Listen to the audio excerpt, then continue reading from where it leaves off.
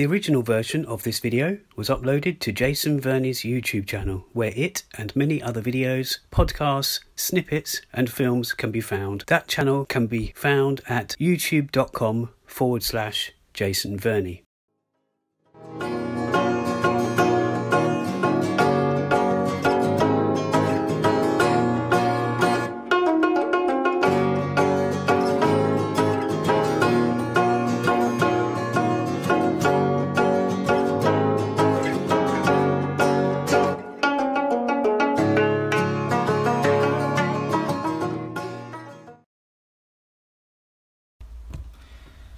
Hello and welcome to the Not So Korean podcast. This is Timothy Holm.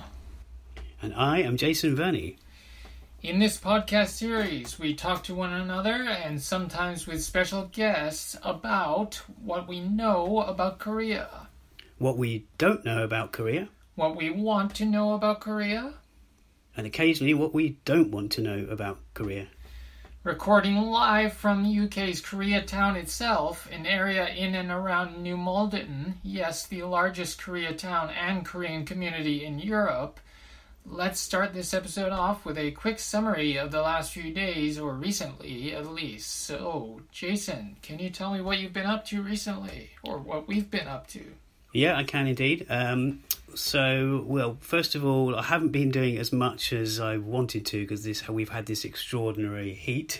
Yeah, the heat wave, yes. It's almost like, I've been thinking it's almost like a Korean summer, the way their summers are. I mean, not quite. They would say that we've still got it mild, but we've had up to 30 degrees, I think, and maybe more. A little bit humid as well. Yeah, exactly, which is another, exactly. So I haven't managed to get too much done. I have been out and about as usual, been on my bike and around, and one thing I have done is that Korean related film, a short film, mid-length film that I've filmed, submitted, has actually been selected in a film festival, international film festival. Congratulations. Thanks, Tim. It's not actually in a Korean festival. That there's a couple of submissions out there for that, but the one it is in India, and it's an international short film festival. So I'm pretty happy, but I've got lots going on due to that. But I'm sure you have as well. Fantastic. We also, because you said what have we been up to, and we did actually meet up with a friend. She works for, a lot of people should know this, it's the KBCE. Yeah, and what does that stand for? That's the Korean British Cultural Exchange. That's correct. We met up with her, had a long chat, great chat actually. We talked about everything that we couldn't imagine basically things that we couldn't imagine talking about. We were speaking about. She always has a lot of interesting ideas, and we do as well, I think. And so we can talk for hours and hours when we get together. Yeah. And we also, incidentally, we met at the CHOI'ce Cafe, which is the reason I'm mentioning this is because I go there quite a bit. Timothy, you do sometimes, and it's actually it's CHOI'ce. It's written as choice, but it's CHOI'CE, so it could be CHOI'ce. Yeah, like the Korean family name Choi or Che. Yes. Plus CE, right? So it sort of makes it sound like it's CHOI'ce Cafe or the CHOI'ce. Yes, it works, but it's like we were trying to remember last time, the actor, Chae Min-sik, which is Che as well. But you're right, they do say Choi as well. And people, but it's a cafe, and there's actually a mutual friend of ours who knows the people that own it. But it's also a martial arts taekwondo venue. So they kind of built a cafe around that, and it's cakes, the usual kind of Korean cakes. Very sweet, very rich, very... Well, you had one that day, didn't you? Thick, would you say? Or... Yeah, very milky, I suppose. But some people said very that nice, though. No, I mean, I do have them occasionally. I just keep away from them sometimes. But it was that some people do say that although they are quite rich, but compared to some other cakes, they have less sugar in, which I was surprised. Yeah, they don't seem overly sweet to me. I mean, they could certainly be sweeter than they are, but I'm perfectly happy that way. Yeah, to have them with less sugar. Yeah. So that's something we did together. Then you've been up to, what have you been up to, Tim, by the way? Yeah, well, this past week I got my second vaccination. Excuse me. So, yeah, I believe it was the Pfizer vaccination. So, Pfizer vaccine. And I didn't get the second one here in New Malden, but the first one was in New Malden. Yeah. And it was that church, wasn't it? Yeah, a church which is also used as a Korean church. I think it is. Yes, that one. Sometimes is that correct? I think that one is. But the place I went for the second one is called Morden, but it's not related to New Malden or Malden, although it is. Sounds very similar. Yeah, it sounds similar, and it's very close to it. Yeah, I mean, I know Morden, which more like because it's at the end of the line. It's kind of it literally is the end of the northern line, south, but it's actually closer to New Malden. You cycled, didn't you? Or did you? Yeah, I took my bicycle there. Right. Took about 15 minutes maybe to get there. Yeah. Mm-hmm. Yeah, that's not bad. So that's pretty close, considering it can take that to go to Kingston from here. Yeah. So. But actually, I'm used to getting sort of injections in my body because I have I don't know if anyone's noticed, but I do have a voice condition. Mm-hmm. So occasionally I have to go to see a doctor to get an injection in my throat. So that happens every few months or so. So my voice tends to fluctuate. Sometimes you'll notice it's better than on some days than others. But anyway, so I guess I just have to deal with it. Yeah, so I guess having an injection in your arm then is not as it's not painful a big as your deal throat for me. compared to... Yeah, the throat is worse usually, even though because you've had sometimes they have to do on both sides. So I get a double injection, right? So right, that must be so just having a simple vaccine or vaccination is not that big of a deal for me anymore. Okay. Yeah. Well, but I didn't have many side effects. Did you after yours? I didn't have. I hate to tell people this, but I didn't have any. You didn't have any vaccinations? No. No, yes, I'm an anti-vaxxer. Yeah. I'm an anti-vaxxer. I didn't know that. I'm sure we wanted to. No, I've had breaking news. Yeah. I had both. I had both vaccines, as you know, actually. But but you basically, had AZ. I chose. Yeah, I did choose that. A lot of people don't realise. I don't know how it's changed now because this was a few months ago. But a lot of people don't realise, even though you get the request to book your vaccine, right.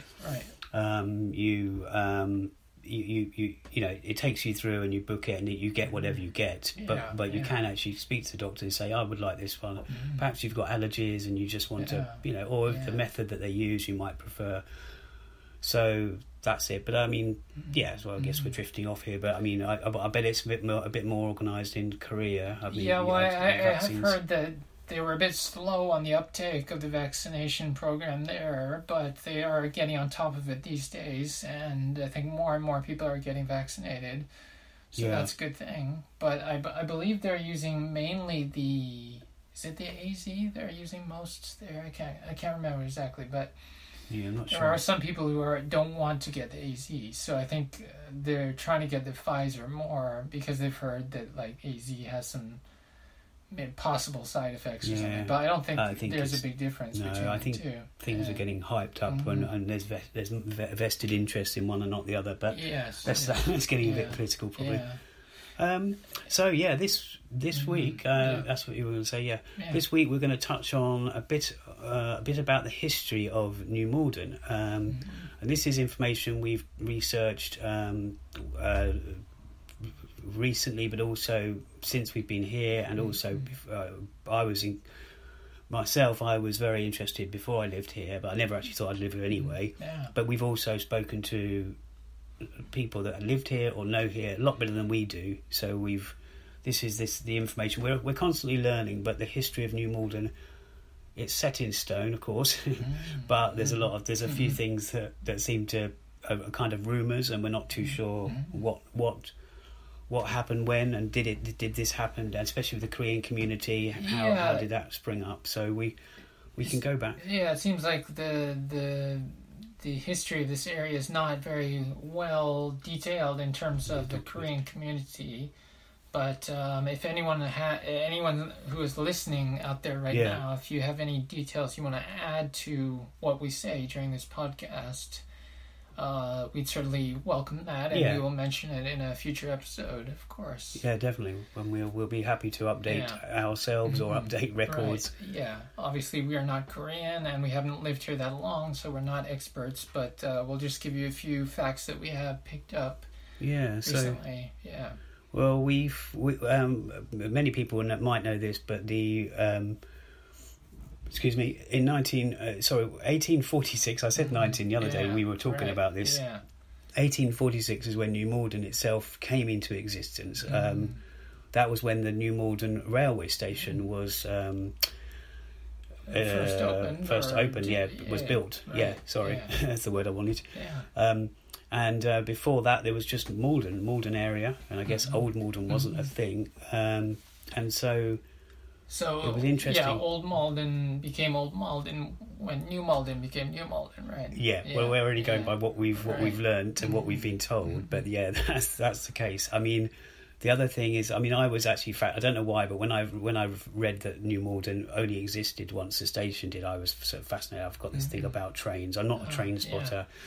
No, I love trains too, and railway stations as well. Yeah, something about them, isn't it? It's like calming, and it's getting on a train and just getting somewhere. And even in Korea, you've probably been on the KTX and the other one.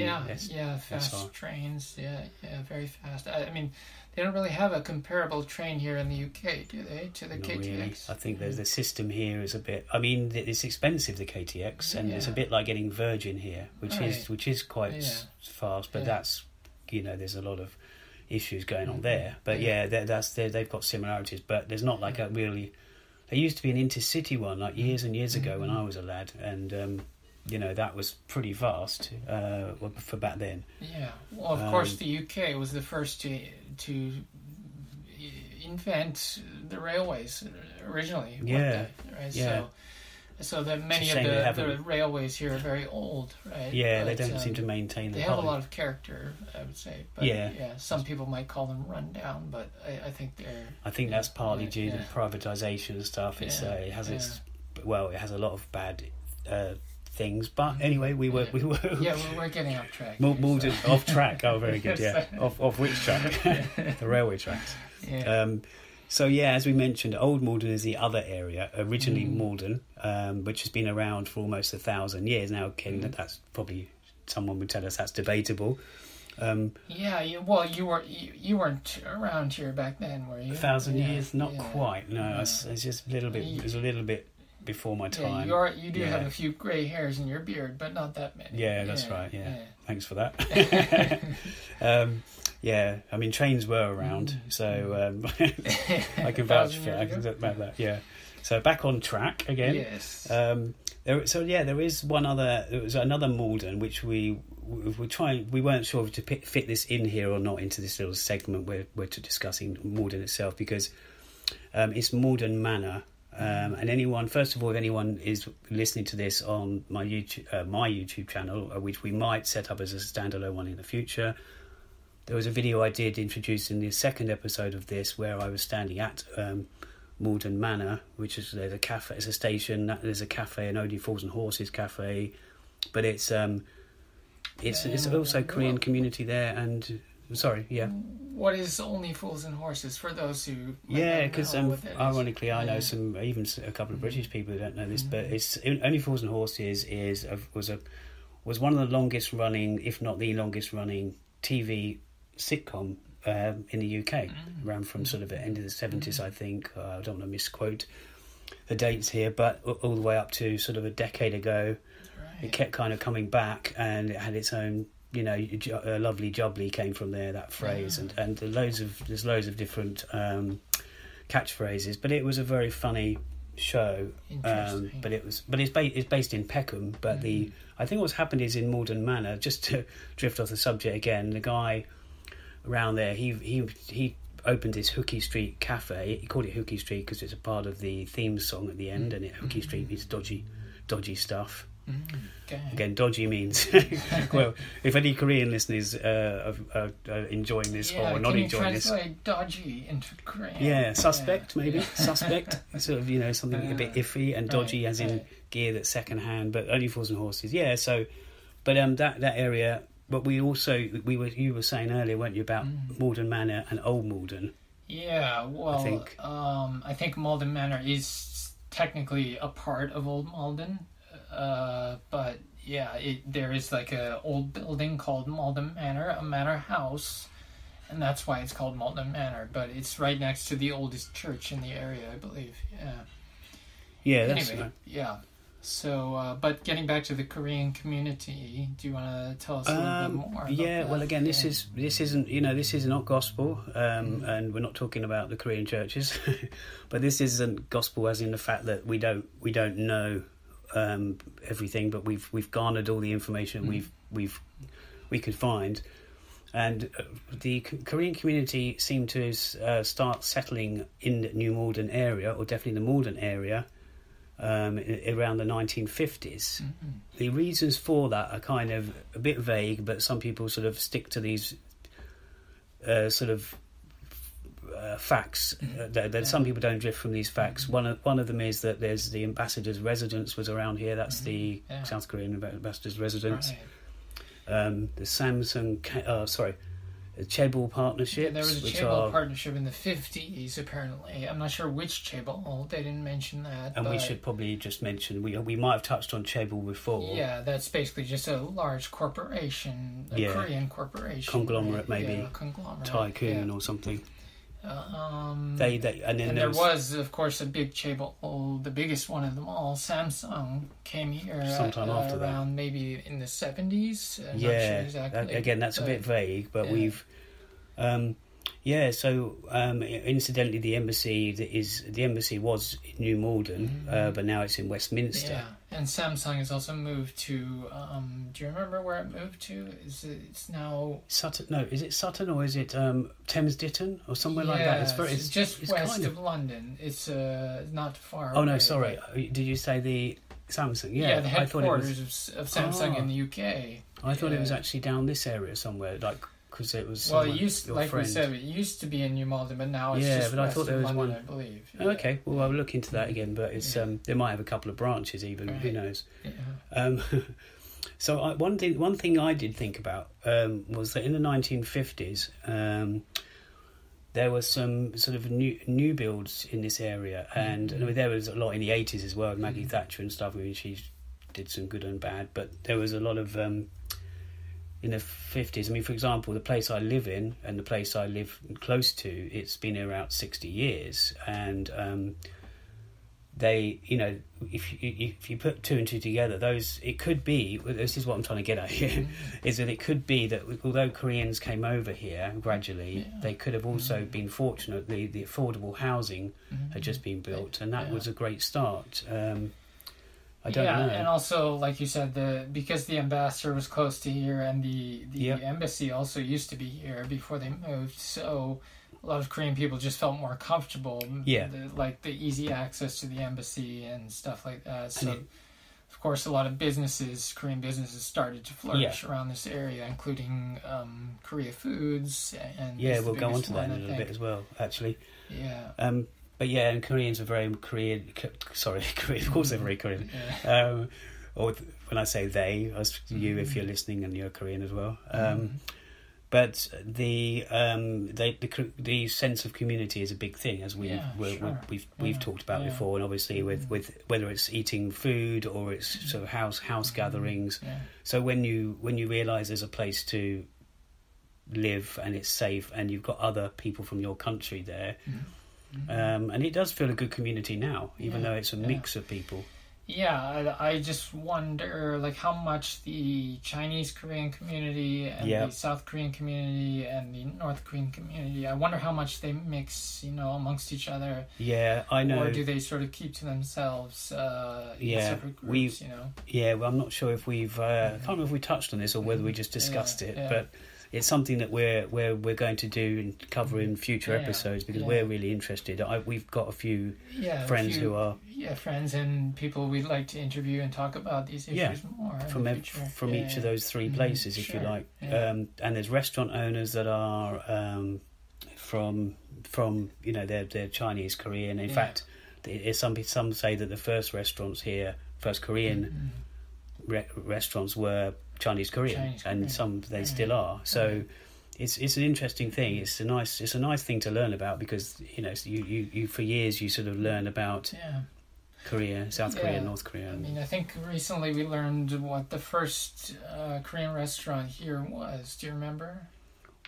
Well, someone said it was one of the two. Someone said it was Gung Palace. Then someone said it was Yumi down Burlington Road. I believe Yumi is the correct answer. Yeah, and then someone said Sorobol. So it was I think Yumi is the correct answer. Yeah, Yumi I think was first, and then Sorobol and Gung came to the high street. Right? Yeah. So they may have been the first on the high street, but Yumi's a bit off the high street, right? Yeah, definitely. It's down towards the Indian area, and and there's a few Korean restaurants down there, but it's actually nice. I've been in there last August when we had the when the government gave us that silly little plan, which was the eat out to help out. Yes, great. I sampled quite a few of the Korean restaurants around here, which I hadn't before that. So that was one of them, and I remember there being sort of rooms out the back for either for parties or a bit of both, as in parties or noraebang, which is karaoke. There's not that many restaurants / bars around here that still have that, as far as I know.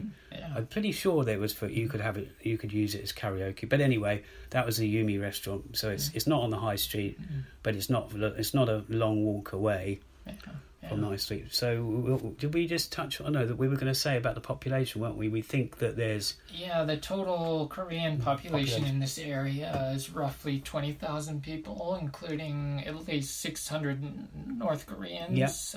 So most of them being refugees, I would assume. Yeah, it's not because there are North Koreans that live elsewhere in the UK as well. Yeah, not only in here, but but that percentage. Is also the largest North Korean community outside of Asia, I believe. For North Korean, yes, you might be right. I think it is right. Yeah, whereas Korean community in general is Europe, biggest in Europe. But it does get a bit. So these figures do get a bit sort of not confusing, but they kind of mixed up.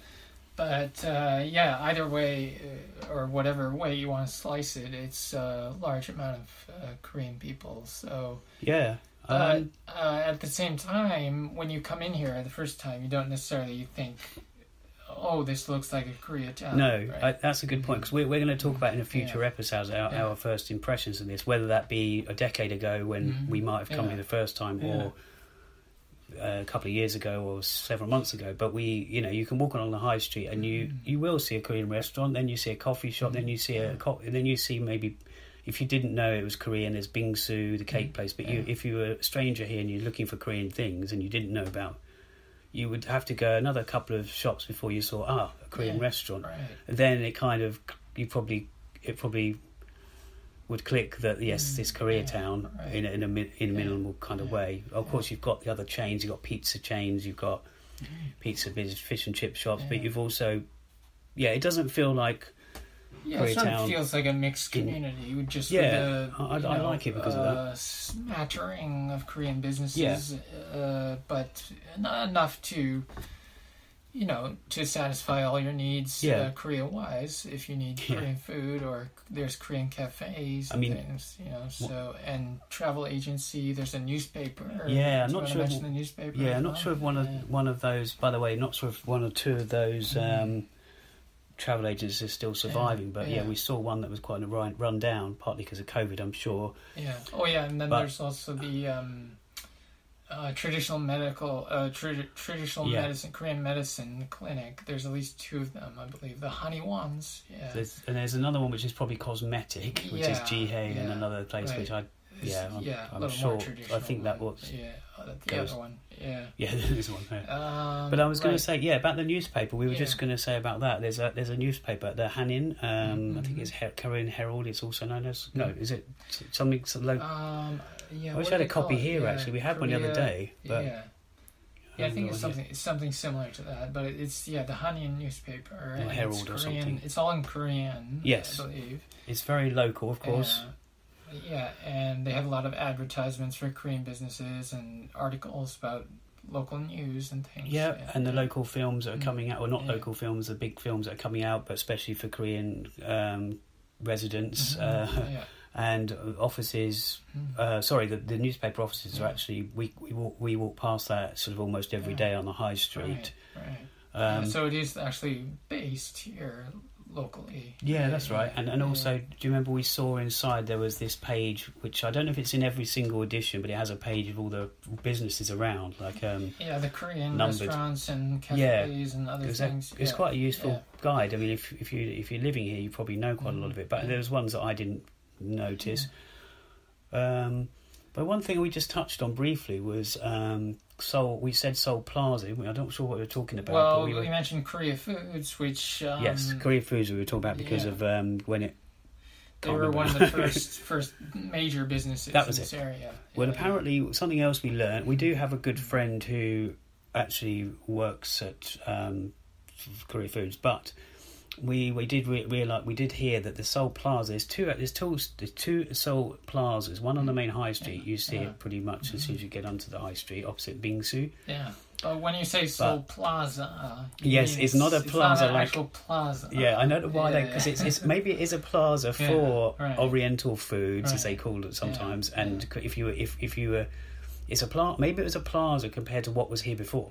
So, like, if there was literally, we've seen one down the road here that's all closed up. It's a little marked place. What's that called? Do you remember the one I mean? Just near Genghis Khan. That place. That wasn't obviously. That's not obviously a. It's like a convenient. Wasn't that a convenience store? But Korean. But it's probably very old. Do you mean the rice cake place or? It's got that fancy writing which you were taking a picture. Duck Jeep. It was a rice cake place. That, sorry, I also convenience store. I think that was also a convenience store. Yeah, but just to go back on topic. Yeah, sorry. But Seoul Plaza is essentially a convenience store / supermarket. Yes, right? it's a small one. But the other one is based. The other Seoul Plaza is based and is on the Fountain Roundabout, and that's the original one apparently. So before Korea Foods existed as a supermarket, kind of you could say a rival to H Mart, which probably came later, which is further away in this area.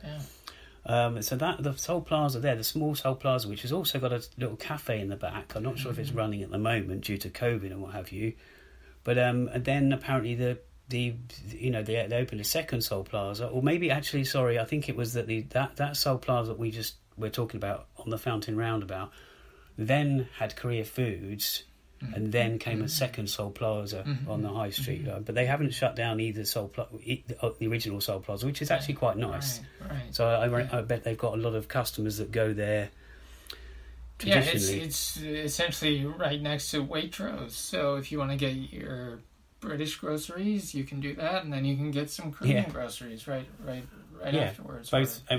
And often both can be pretty pricey. Waitrose or there. Yes, just a little joke there. We do shop at those either of those when we need to. But so there's a lot we could this is the history of New Malden and what we've found out, and we're always learning. Yeah, I'm sure there's a lot more that we could talk about, but we will save that maybe for a future episode. Yeah, I mean, and like Tim said earlier, if anyone's got any sort of revelations or information about Koreatown, New Malden, what they know when it started, or where people came from, or if anyone actually was one of those people that sort of had some connection with the first people that moved here, or was one of them, then we're happy to speak to you or just hear from you, just a message or something. You can get in touch with us through our social media channels. We're on the usual Facebook, Instagram, etc. We're all up to date here, mod tech things. But not on TikTok yet. But no, we're still considering that one. Well, you might be. But sorry, there's always a bit of thing against TikTok, but. Anyway, so but Facebook and Instagrams are too, and obviously to hear us, you can hear us on. Sorry.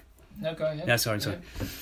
Yeah, to hear us on Spreaker's the platform that the podcast goes from, but we are on Spotify, Apple Podcasts, which is essentially iTunes really, and also YouTube, as I mentioned earlier. But I suppose we should probably start wrapping this show up. But shall we finish with some news? Yeah, sure.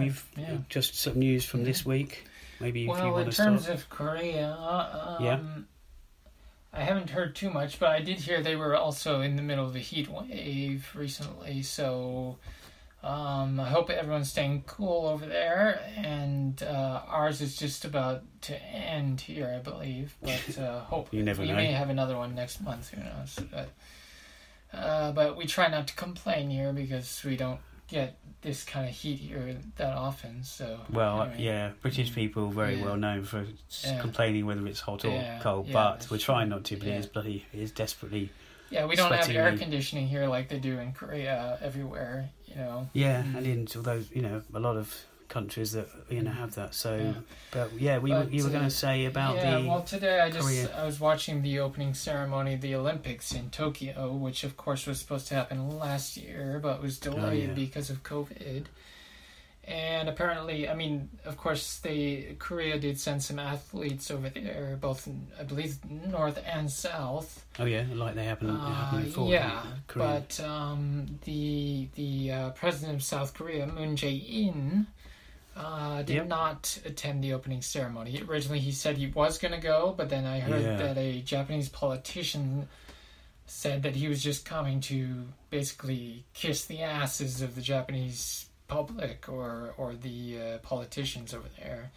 And so that angered a lot of people in Korea, and they said that the president shouldn't go because that's just how the Japanese view us, politically. Yeah, that's it. Some you do get some countries, and ours is probably similar. They do go to kiss the arse. So we've just had a G7 thing here, but and I wonder. But the Olympics is supposed to be an event that brings everyone together, and it shouldn't be too politicized, But I don't think. But I guess everything is politicized these days. Yeah, I suppose if you go, and if we go deep enough with anything as well. But it also, we think it's probably possibly to do with Japan, Korea. Yeah, their relationship hasn't been the best for ages. Several years. Yeah. Anyway, more local news you have. There's actually, this could be the day you're listening to this, which is basically on the 24th of July. There is a fete. It's Kingston Environment Centre, but it's in New Malden. Yeah. It's a fete, but it's the end of the High Street. Just for anyone again who's not British or English. You probably explain that because we just think it's like a mini fair. Fete is just like a fair or a small festival, right? A fete, which is Fete or fete, probably from. It looks like a French. It's probably a French word. Yeah, or fete. Yeah. But so that's what it is. It's a small thing. At the end of it's the green. It's actually, again, we mentioned the fountain roundabout, which and it's basically on that going on Kingston roadside, and it's a very small thing. But they've got sort of as we're looking out there now or earlier on. They've got all the kind of little flags up, a bunting or whatever you call it. They've got all that up there. But also they did tell us, we were speaking to them, and they told us that they'll be having some Korean dancers. So if you haven't listened to this podcast too late, as in if you're listening to this on Sunday or from the afternoon on, exactly, Sunday or Monday onwards as well, then you've missed it. But we wanted to say this because we were actually quite surprised because it's it's not a Korean fete. But it's just that because it's inclusive and it's a local thing. These Kingston Environment Centre people are very good people apparently, and that we've seen before. They sort of upkeep the not flower beds, the sort of greenery area, and let people volunteer there. People every Sunday now that we're not in a real lockdown like we were. They're maintaining it every week. There's sort of free vegetables or certain plants to pick up, and they seem to do a good job. And I suppose that's pretty much it. One other thing I've noticed in this area is that a couple of businesses are closing for a week or so. Korean businesses? One or two I've noticed, but it could be that I've just seen them on 2 days and then they're open tomorrow. But there's a couple that closing for summer vacation or holiday or something. It could be that the Korean owners or Korean Chinese owners or whatever, they're going back to Korea just to see family, or whether they're just going on a holiday or vacation, as you say, in Canada. Like lots of other people say. I mean, it's not unique to Koreans, but we did notice. And CHOI'ce, I think, the one we mentioned earlier, they're going to be closed for several days, and they'll be missed. And I know Gung Palace, Gung, which is also Palace. That's what I'm trying to say. That was only closed. That was closed for a day or so, but I think they were just having some stuff done inside. But I thought there was another one. Was it Chimek Bibimbap? Bibimbap? And yes, Bibimbap and Chimek. I told you the heat was the heat was affecting us, or had been affecting us. It's not so bad now. I don't know. These, it's things you notice when you live somewhere for a while and it's Korean related. You seem to pick up on things. So I'm pretty sure we've covered everything we wanted to cover. Yeah. So I guess that's about it for this week. But next week, as we said before, we will talk about our first impressions in New Malden, the first visits that we had to New Malden, which was now about 8 or 10 years ago for us. The first time I came here, and I've definitely experienced more now. But yes, the first time was around then. But and that's pretty much it. And we will be having guests, as we mentioned before. Yeah, and we have another exciting project coming out video wise, but we'll leave that for a later date to talk about. Yeah, and that's it. So thanks for listening, and we'll speak to you. Give us feedback. By the way, we've loved the feedback that we've had so far. So thanks for that. Yeah, and thanks everyone. And Youngie, Yes, yeah. Thanks a lot.